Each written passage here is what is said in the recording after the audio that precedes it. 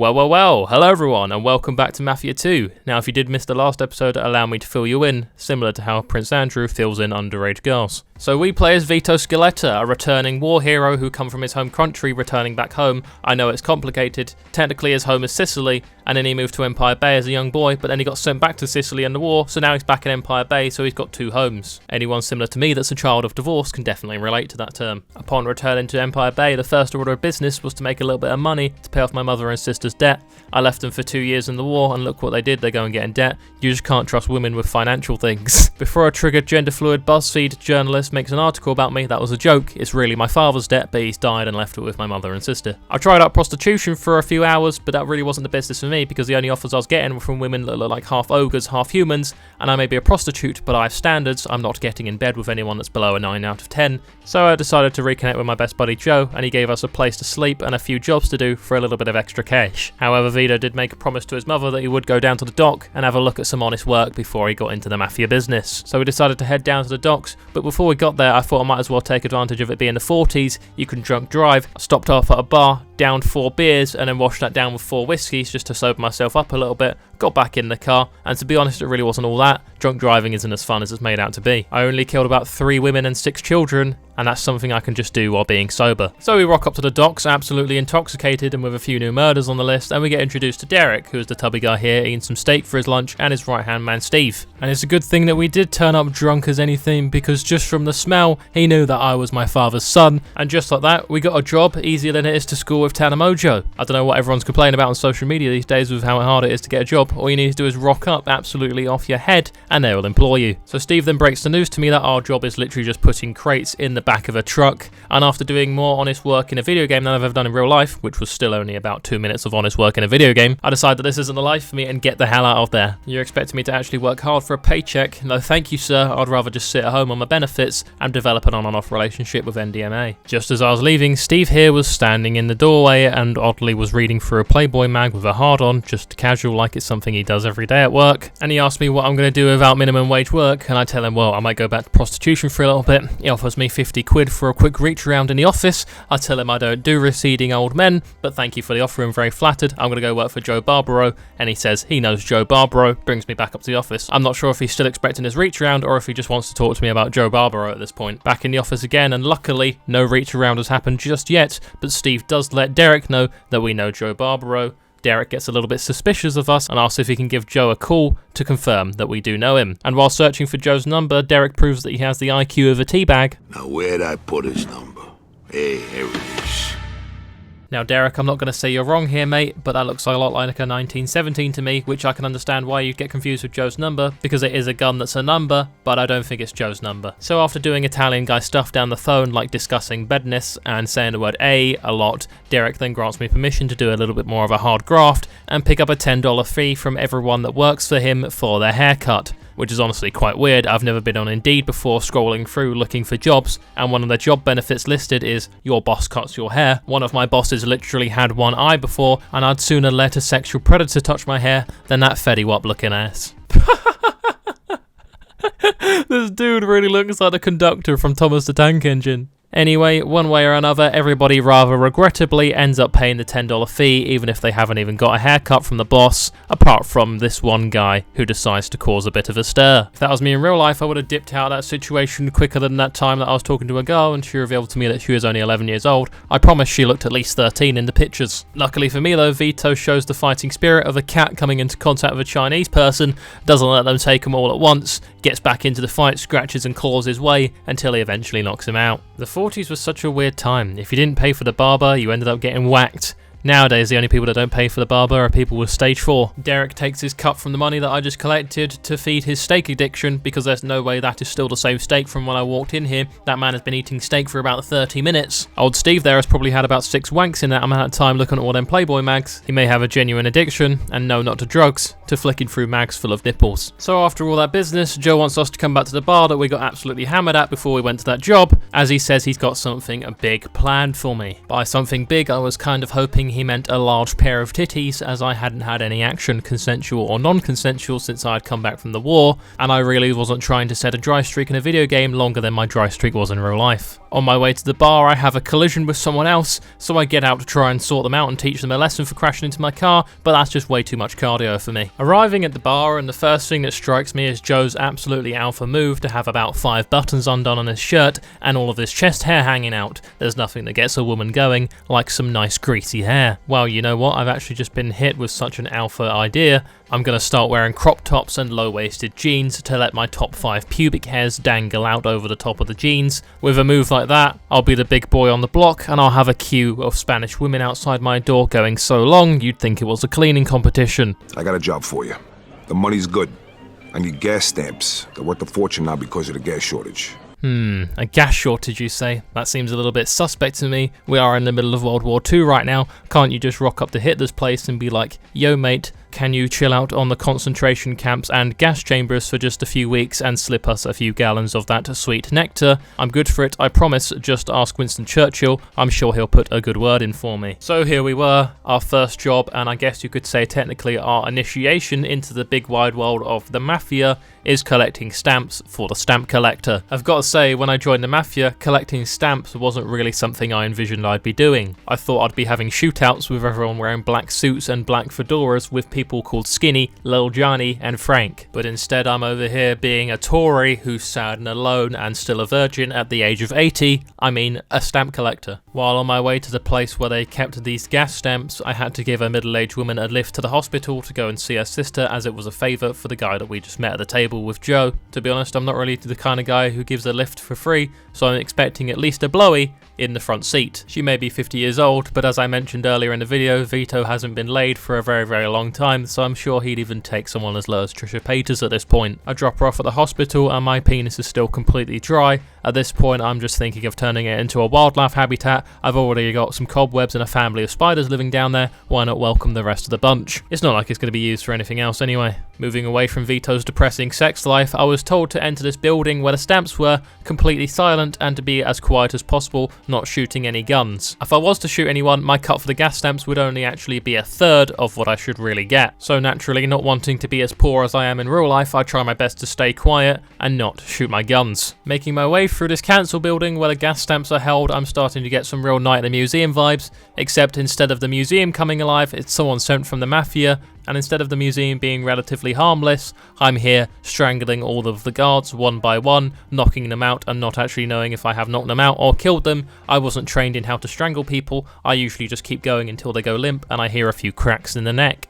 Thinking about that now, maybe that's what they was meant to do with Jeffrey Epstein. It was only meant to be a knockout and then they was going to kidnap him and save him from confessing all of those crimes that he did and everyone else did. But for some reason they got the intern to strangle him out. He gripped him a little bit too hard. 3 cracks in the neck, and there you go. They've got to make it look like a hanging. That's why it was so shittily covered up. Wow, I bet the intern was definitely fired as a hitman for the royal family after that. And we make our way up to the room where the safe is located, and boy, they couldn't make it more easily visible as to where the safe is with the important things in it. Vito continues to open it despite the red flashing light on top of it. If that was me, I'd be a little bit more suspect than that, but what do I know? I'm just an average 20-year-old sitting here talking into a microphone, and Vito is actually out there on the field. Oh fuck, there goes the alarm. For Christ's sake, Vito, you should have listened to me. The cars in the 40s were very slow, so I guess I'll have a few minutes to escape, which should be enough to get me out of here in time. But wait a second, what was that response time? Why is there so many police officers here? Usually the response time from the NYPD is only that good if you're not white. Left with very little choice, I have to embrace my inner American and start opening fire on these police officers. And I tell you what, it was a good thing that the rest of the police officers were being deafened by this very, very loud alarm going off, and they couldn't hear the shots by the stairs, so I comfortably make my way to the back door, break it open, and escape. And just like that, we hop in the car and escape out of there. The Empire Police Department once again proved their idiocy as I just drive past all their cars parked at the front. They left no one out there. They sent every single officer in. I mean, surely you'd see this car parked by the exit a little bit bashed up already and you'd surround it, thinking that whoever was in there, that must be their escape car. Then again, in the 40s, not everyone could read and write, so I guess not everyone had thought out tactics either. So the plan every time was just to go in guns blazing, hoping that you catch someone. I really am so grateful for modern technology now. We can play these simulation games and just know exactly how these situations would go in real life without even being there. Like the coronavirus, thank God someone run that in Plague Inc, so now we know exactly how many deaths there's going to be and how much destruction and chaos to prepare for. Simulation gamers, I salute you, you really are the epic gamers of the world. So I find Henry at the top of the bar and deliver the stamps to him. Everything seems all good at first, but then he's like, "Yo man, did you not realise, you absolute fucking incompetent bastard, these gas stamps have an expiration date and that expiration date is tomorrow?" I'm all like, "What do you mean?" He's all like, "Well, after midnight tonight, these gas stamps are absolutely fucking useless." He asked me if I can do a crazy taxi type service and go sell all these gas stamps before midnight to every single gas station around Empire Bay. I'm like, "Yeah, sure, no problem, mate." But in my head, I'm all like, "This schemy little cunt didn't tell me about any expiration dates. Not really my fault, is it, mate? Sort it out yourself." Anyway, I decide to keep that to myself and be a good boy, do exactly what Henry asked, and drive around to many different gas stations in Empire Bay, selling all these gas stamps for $35 a pop. And I sell every single one of them, which is only 6, and if I do some really quick maths here, definitely not predetermined maths that I've already done, 35 times 6 is 200. That really wasn't worth risking my life for. That's only 10% of that $2,000 debt I need to pay off for my mum and sister. Fuck's sake, why didn't I just stay at the docks loading crates? Anyway, it's a new dawn, it's a new day, as the kids say these days, so I hop up from my sofa bed, which really isn't a sofa bed, it's just literally a sofa that is my bed. I see Joe's left me a note which says, "Meet me at the bar, you fucking nonce." I was quite taken back by this accusation. How does Joe know about that girl? It was over 2 years ago and in Sicily. I've completely forgotten about it by now. I'm sure I've been forgiven. So I start the day in the best way I know how, downing every single beer in Joe's fridge and then hopping in my car to drive down to the bar to then get more drinks. So meeting the lads at the bar, the first order of business for me is to get 16 whiskies as I'm feeling in control of my body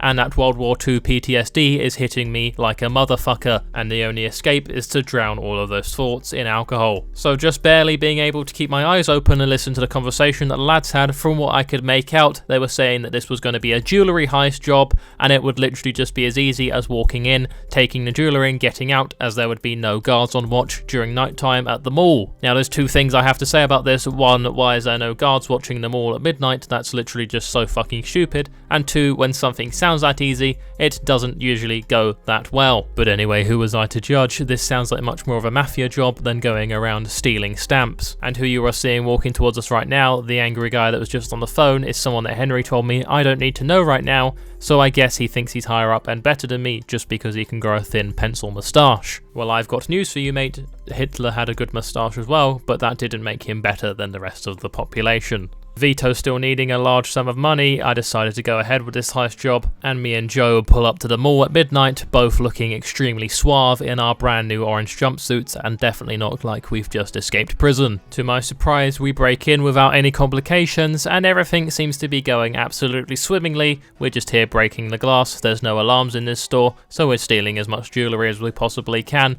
but then out of fucking nowhere, someone comes flying through the front of the store. Clearly, you didn't see, mate, the entrance is round back. I mean, I know Stevie Wonder is a great musician and all, but really, we shouldn't be letting him drive. Turns out it's not Stevie Wonder driving, it's actually just a gang of Irish lads who are really harming their stereotype because they are all absolutely off their face drunk. I mean, I think you would have to be driving like that. I don't even know how you get so drunk to the point where you fly through the front of the store. I had 16 whiskies and 4 beers in the morning before I come here, and I managed to get here with only my bumper hanging off and a dead child caught in the grill. So we have a little bit of a big dick competition and exchange a few words with the Irish lads, but because of their absolute incompetence with their entrance, the police are now alerted and on their way. People start shooting their guns, and me and Joe decide that this is where we get out of here with all the jewellery in our bags. So we dip extremely quickly up to the fire escape, finding our way to the roof. If I'm honest here, with Joe's BMI, his eating and drinking habits, I'm actually surprised he made it up these 10 flights of stairs without collapsing and sliding all the way down. So we find ourselves atop of the roof, and some police officers have followed us all the way up here, but I gun them down while Joe just stands in the back line, does absolutely nothing,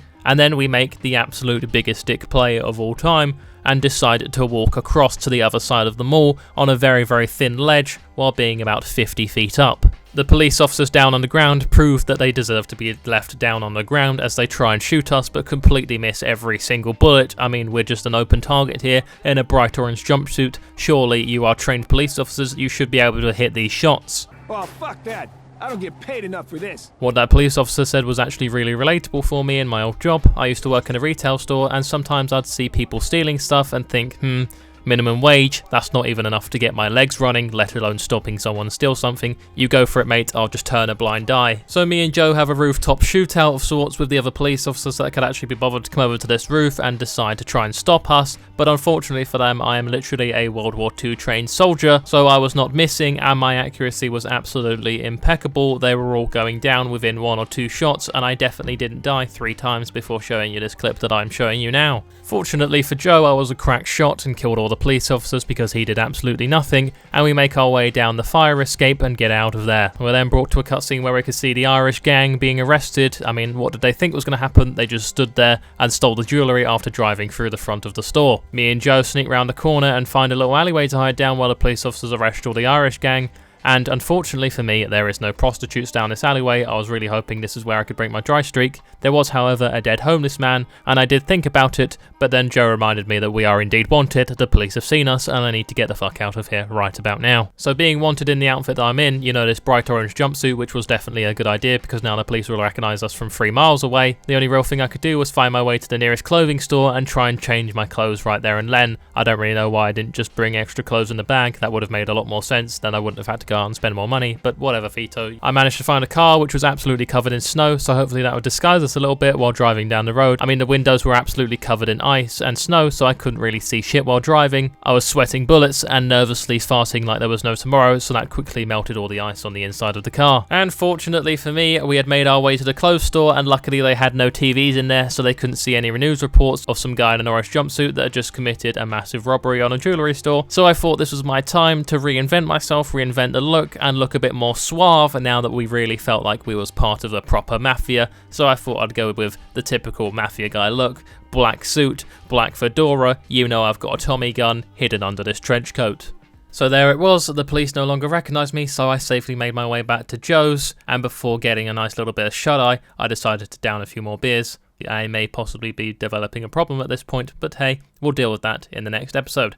So thank you guys for watching this episode of Mafia. If you did enjoy it, be sure to leave a like. If you are new around here, be sure to subscribe. It really does help me push and keep going and know if you guys enjoy the videos. I am really loving my time with Mafia 2. I forgot how good this game was, and I cannot wait to play more. So if you guys do want to see more, be sure to let me know. Be sure to support the series. I really appreciate you all watching as always, so thank you guys so much for being here. It means so much to me. I'm having so much fun with the content right now, and I will see you all in the next one. Bye-bye.